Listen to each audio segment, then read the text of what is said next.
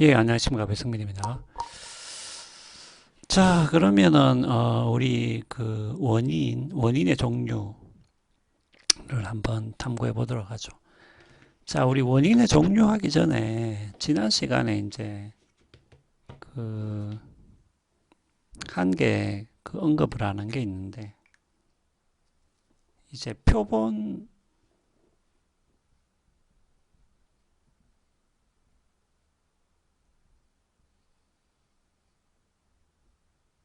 이 이제 표본을 만드는, 그러니까 이제 모집단으로부터 표본을 만드는 요런 행위를 이제 표집이라고 했죠. 예. 근데 여기서 이제 여러분들이 그 뭐 우리 이제 그 파일에도 나와 있지만은 층화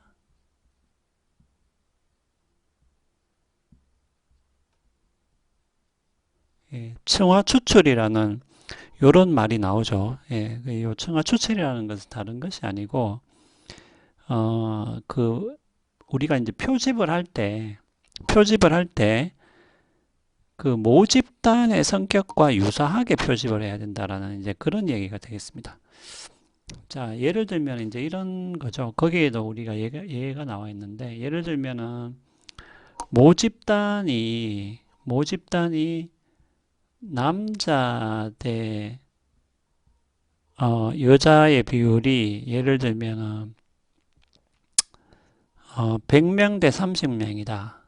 그러니까 이런 식으로 비율이 정해져 있다면은 어 그러면은 이제 이렇게 합시다. 그럼 100명 대 90명으로 합시다. 예.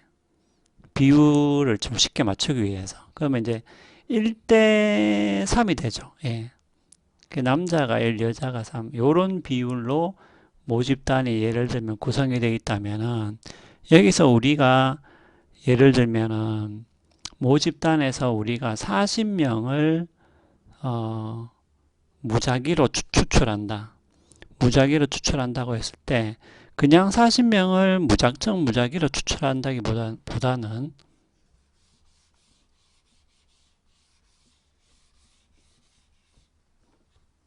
이렇게 조금 어, 좀 체계적으로 써봅시다. 예, 그러니까 모집단이 있고 표본이 있는데 모집단이 있고 표본이 있는데 예를 들면은 모집단에서 남녀의 비율이 1대 3 정도 된다면은 모집단에서 이제 표본을 뽑을 때 예를 들면 우리가 40명을 무작위로 뽑는다고 했을 때 그러면 그냥 40명을 무작위로 뽑는 것이 아니라 요 남녀 비율을 고려해서 예를 들면은 남자, 여자 이렇게 돼 있을 때 남자를 10명 뽑았으면은 여자를 30명 요렇게 1대 3의 비율로 표보 그러니까 40명을 뽑더라도 10명은 남자에서 무작위로 10명을 뽑고 30명은 여자에서 무작위로 30명을 뽑으면 이렇게 모집단과 어, 유사한 비율의 표본을 만들 수가 있겠죠. 예. 이것이 조금 더 뭡니까?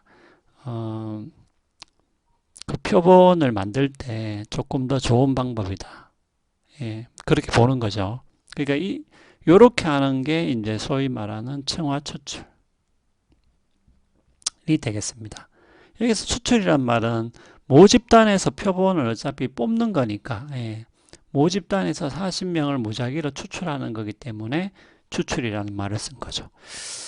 자, 그래서 뭐 층화 추출이라는 것은 그냥 이런 의미다라는 것을 여러분들이 아시면 되겠습니다.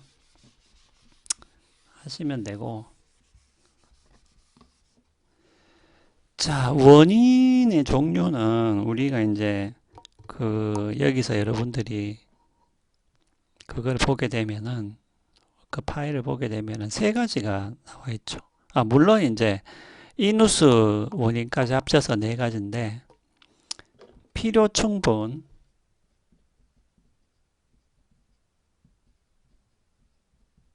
그러면 이제 필요 충분 이렇게 되죠.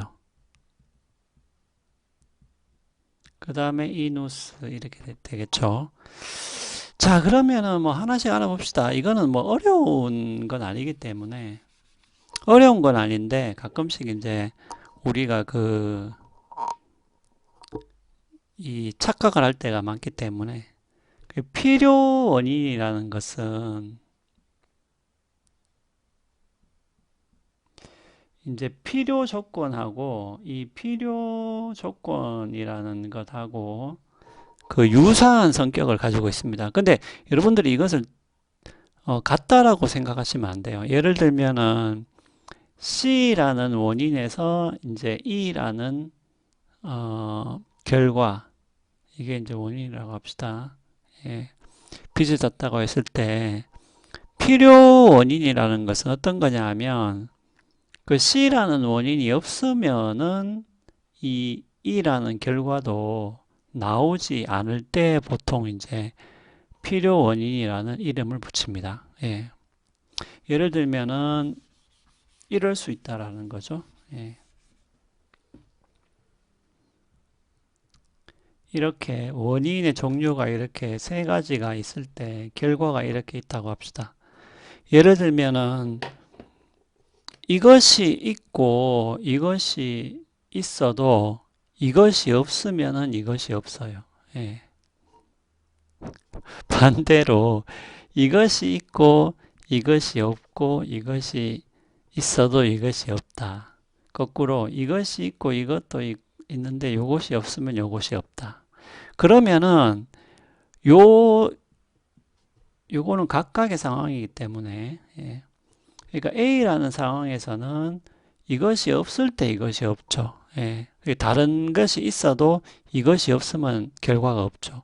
그러니까 이럴 때 요것을 필요 원인이라고 이야기를 하게 되는 것이죠. 이것도 마찬가지죠. B라는 상황에서는 오히려 이것이 없을 때 이것이 없으니까 이것이 이 상황에서는 필요 원인이 되는 것이고 C라는 상황에서는 이것이 필요 원인이 되겠죠. 예, 이런 식으로 필요 원인이라는 것은 무엇이 있으면은 그러니까 원인이 있으면 결과가 있다라는 그런 개념이라기보다도 거꾸로 뭡니까? 거꾸로 그러한 필요 원인이 없을 때는 그러한 결과도 없다라는 의미에서 필요 원인이라는 말을 붙입니다. 예. 자, 그러면은 충분 원인이라는 것은 무엇이냐 하면은 반대로 생각하시면 돼요. 예. 충분 원인이라는 것은 말 그대로 그것이 있다면은 있다라는 거죠. 예. 결과가 있다라는 거죠.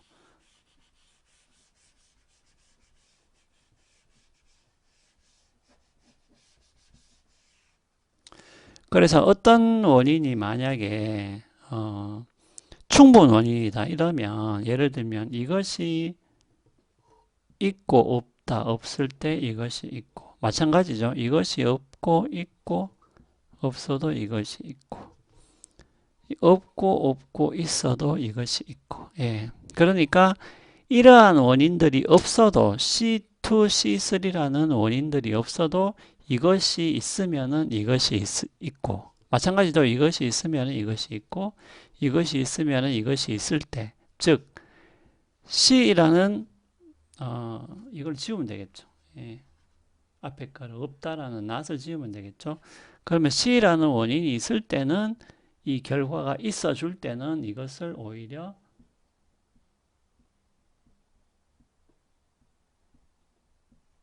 충분 원인이라고 말을 하게 됩니다. 그러면 필요 충분 원인은 이 두 가지를 결합시키면 돼요.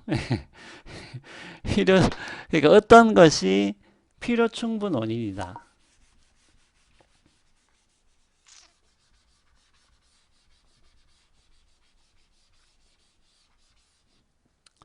만약에 어떤 것이 필요 충분 원인이다. 만약에 C라는 것이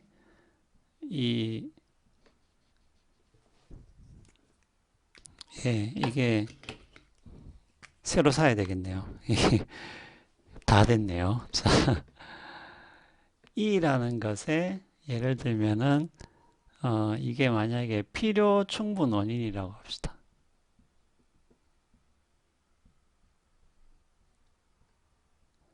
그럼 필요충분 원인의 의미는 간단합니다. 그것은 C라는 원인이 있을 때는 E라는 원인이 있고요. 그리고 만약에 C라는 원인이 없으면은 E라는 결과도 없을 때, 요럴 때는 요 C라는 것이 필요 충분 원인이 되겠습니다. 예. 간단하죠? 예, 간단합니다. 자, 그러면은, 봅시다. 예, 그러면은, 바로 이어서, 예, 인후수 원인까지 바로 이어서 설명을, 그러면 이렇게 합시다. 예, 죄송합니다. 예, 인후수 설명까지 하고, 예, 이어서 하도록 하죠. 자, 그러면 인후수 원인이라는 건 어떤 거냐?